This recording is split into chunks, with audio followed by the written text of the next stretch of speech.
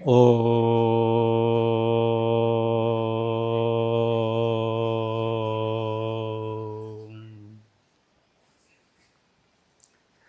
వందే దేవముమాపతిం సురగురుం వందే జగత్కారణం వందే పన్నగభూషణం మృగధరం వందే పశూనాం పతిం వందే సూర్యశశాంకవహ్నినయనం వందే ముకుందప్రియం వందే భక్తజనాశ్రయం చ వరదం వందే శివం శంకరం వందే శివం శంకరం.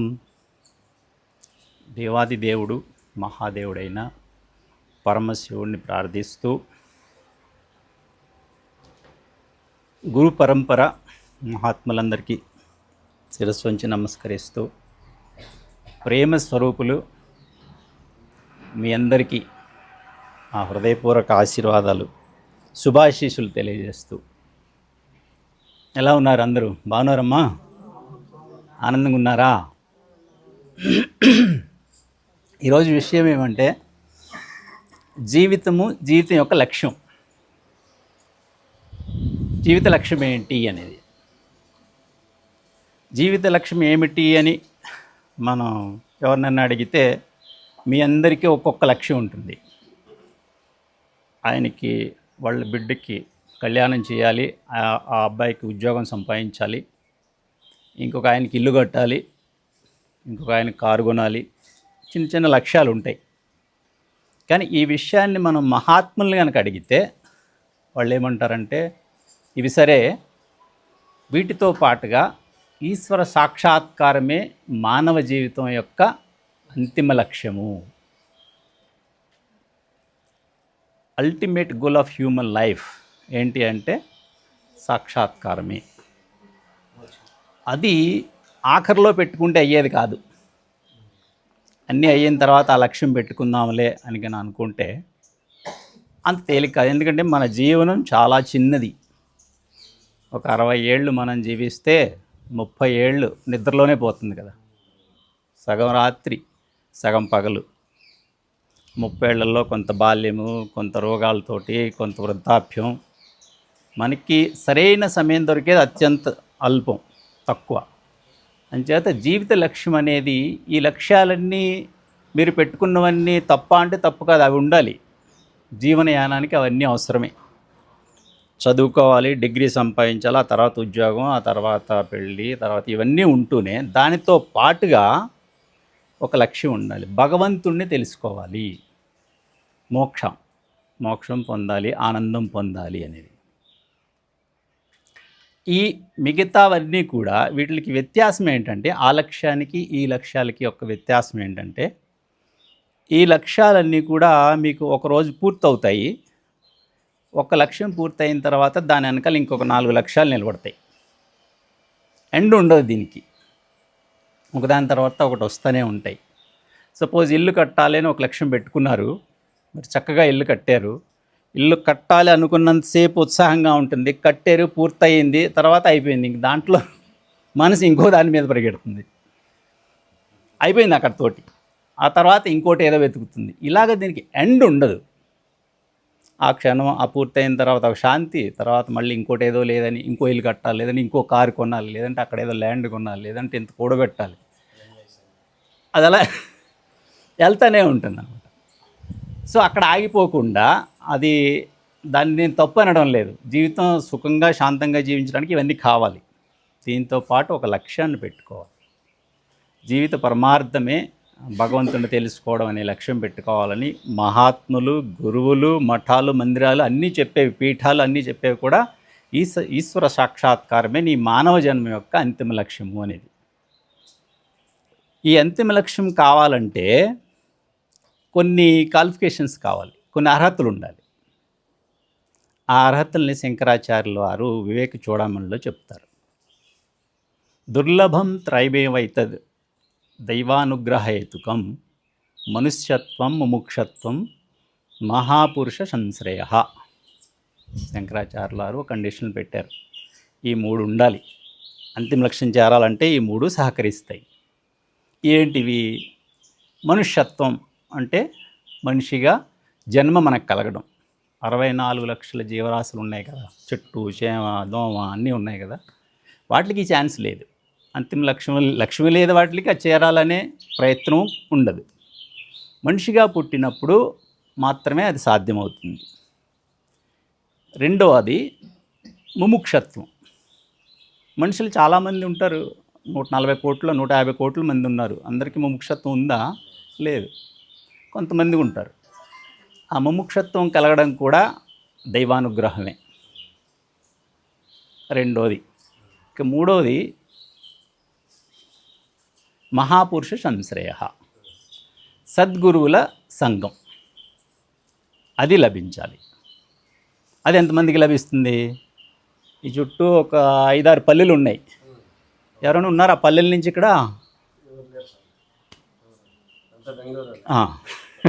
ఎంతో దూరం నుంచి వచ్చారు. మరి వీళ్ళకి మనుషులు అయ్యి ఉన్నారు, మీరు ఉన్నారు.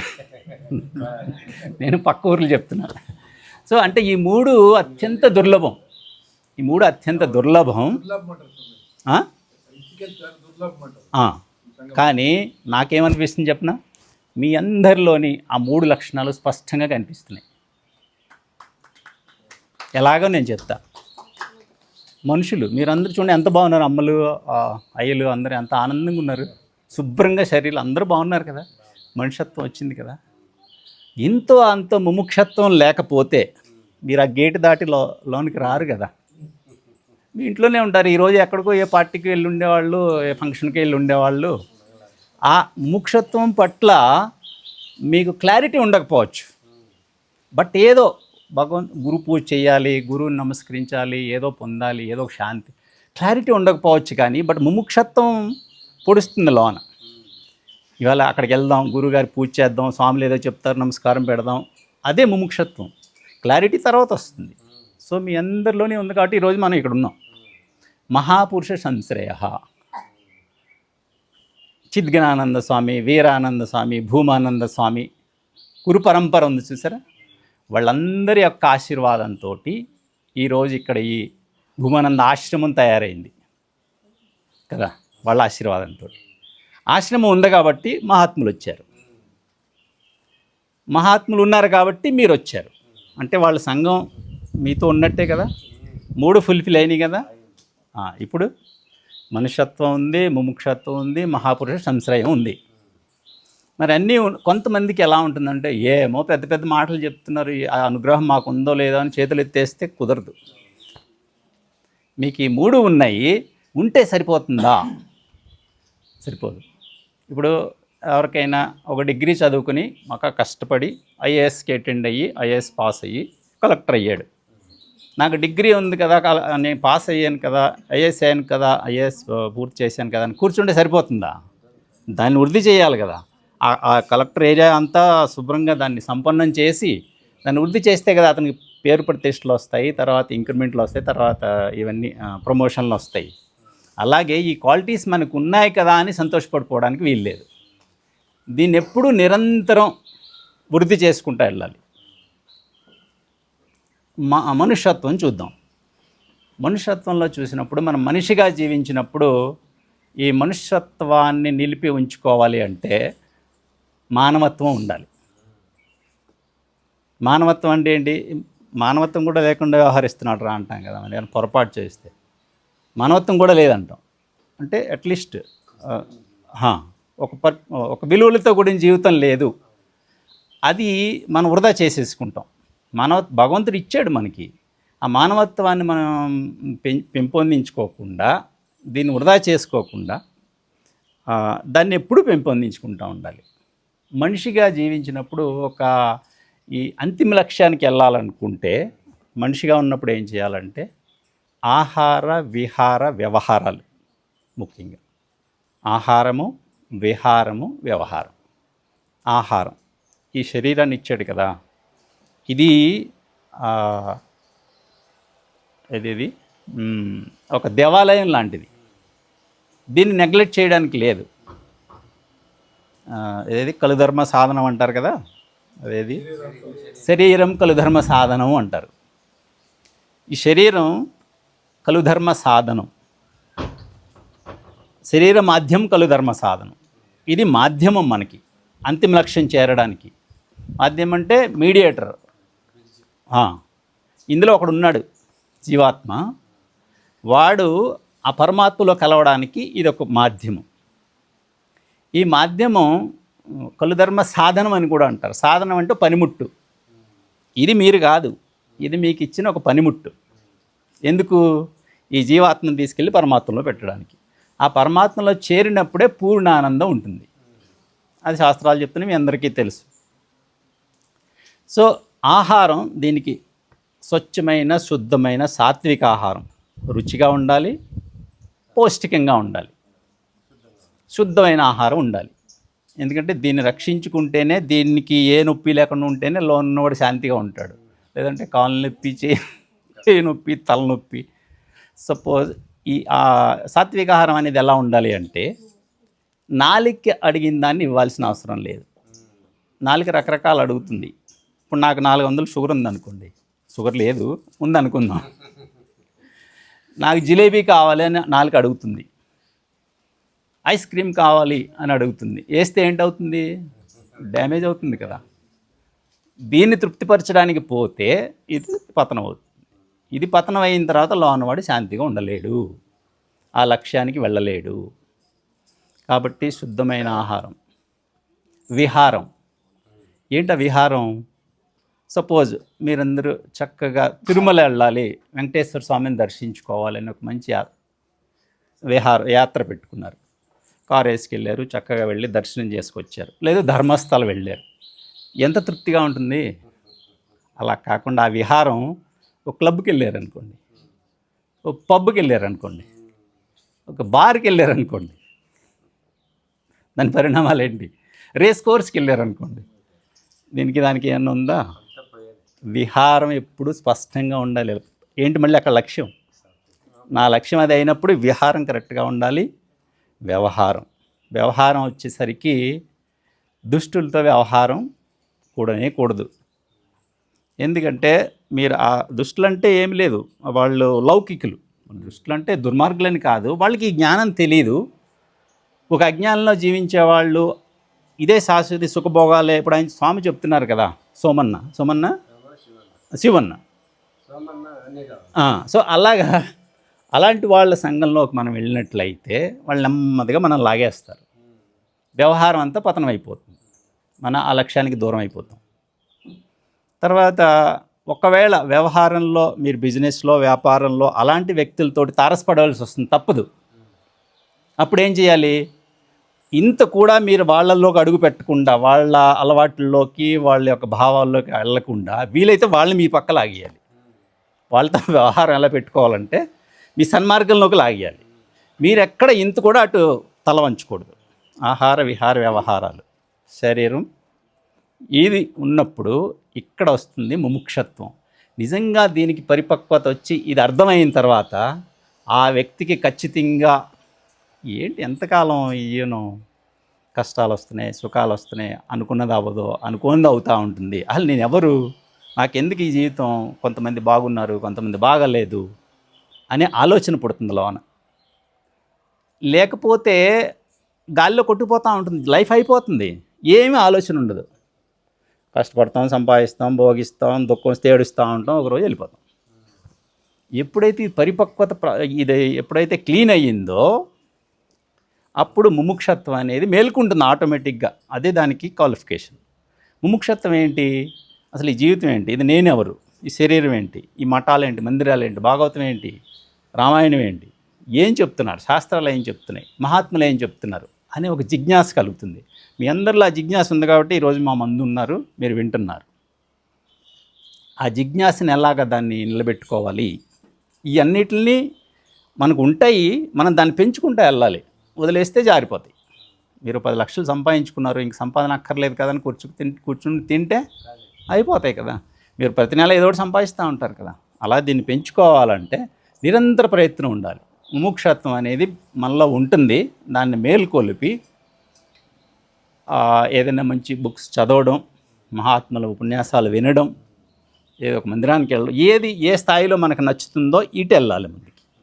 ఆ విధంగా ముముక్షత్వాన్ని మనం వృద్ధి చేసుకోవాలి. ఇకపోతే ఎప్పుడైతే మీలో ముముక్షత్వం ఉందో గురువు కోసం మీరు ఎతకక్కర్లేదు, ఖచ్చితంగా గురువు మీ దగ్గరికి వస్తాడు. ఏదో సందర్భంలో మీకు తగులుతుంది అది.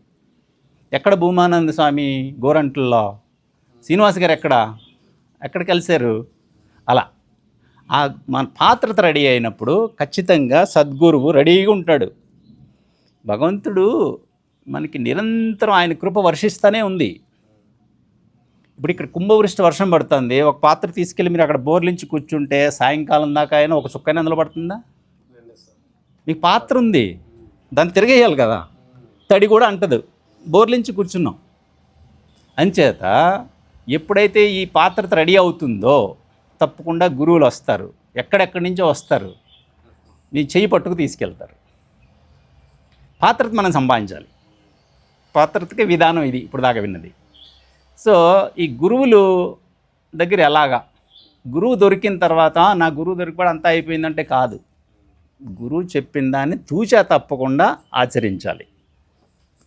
గురువులు ఏం చెప్తారు, వాళ్ళు ఏదైతే అనుభవించారో, ఏదైతే శాస్త్రాలు చెప్తున్నాయో, వాళ్ళ గురువులు వాళ్ళకి ఏం చెప్పారో, ఏది శ్రేయస్సు ప్రేయస్సు మార్గం చెప్తున్నారే స్వామి, ఆ శ్రేయ మార్గాన్ని వాళ్ళు బోధిస్తారు.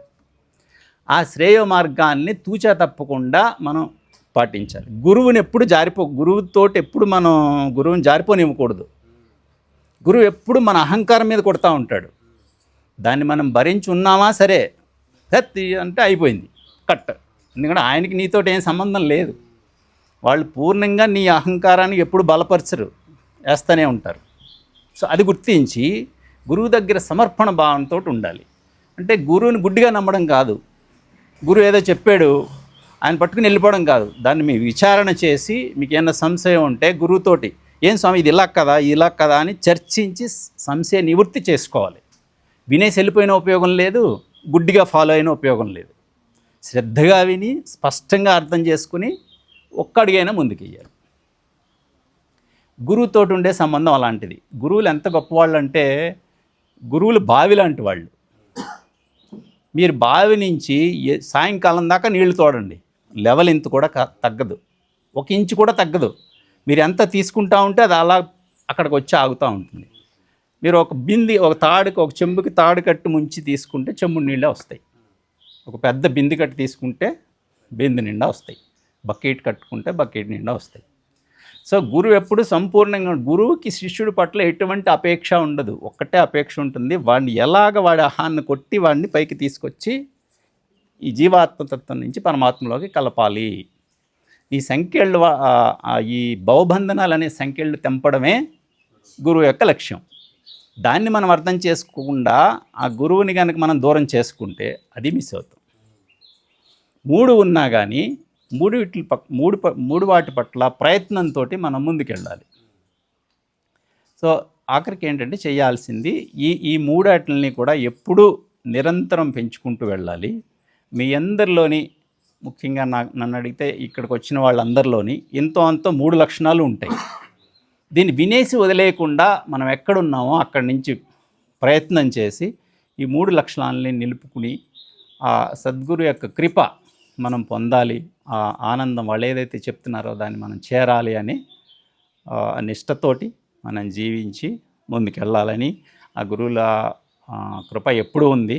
మరొకసారి మీ అందరికీ ఆ గురుకృప పుష్కలంగా ఉండాలని ప్రార్థిస్తూ, ఈరోజు యజమానులు ఎవరైతే ఉన్నారో, కార్యకర్తలు శంకర బాలాజీ వాళ్ళిద్దరికీ ఒక్క విషయం చెప్పాలి. ఆశ్రమం తరఫు నుంచి ఏంటంటే, వాళ్ళు వచ్చారు, ఈరోజు చక్కగా పూజ చేసుకున్నారు, అర్చన చేసుకున్నారు, గురుప్రసాదం అందరికీ ప్రసాదిస్తున్నారు. ఇది సంవత్సరానికి ఒకరోజు చేసి వెళ్ళిపోతే సరిపోదు.